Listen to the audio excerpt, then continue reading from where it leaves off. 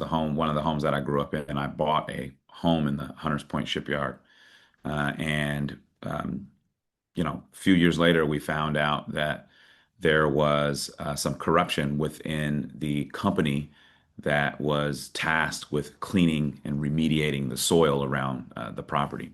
And Hunters Point Shipyard has been a fixture in this neighborhood for decades. It's Yeah, where the yeah. Great Migration happened. It's where a lot of Black folks in the city were able to obtain wealth and transfer that on to generation.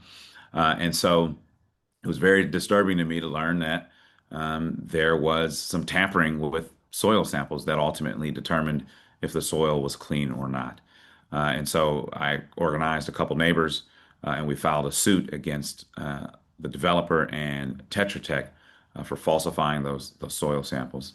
And really, we stood up during a time where the main cash cow for the neighborhood was surrounded by that development.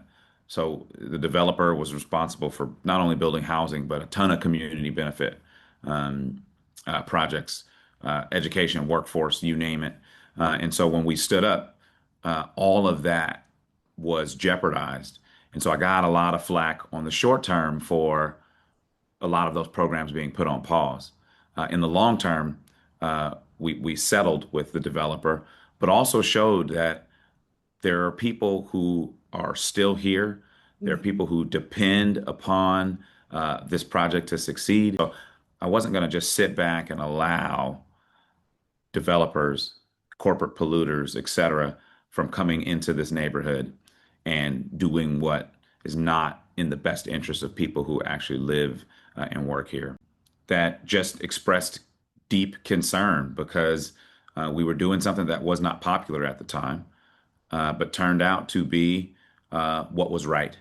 And that's what I sort of lead with whatever I do. It's about doing what's right on behalf of the people who live and work in this neighborhood. And that's what a leader is, someone that is willing to take the risk and not be concerned about what the naysayers or anybody else is saying. It's like, look, this isn't right. We're going to fix it.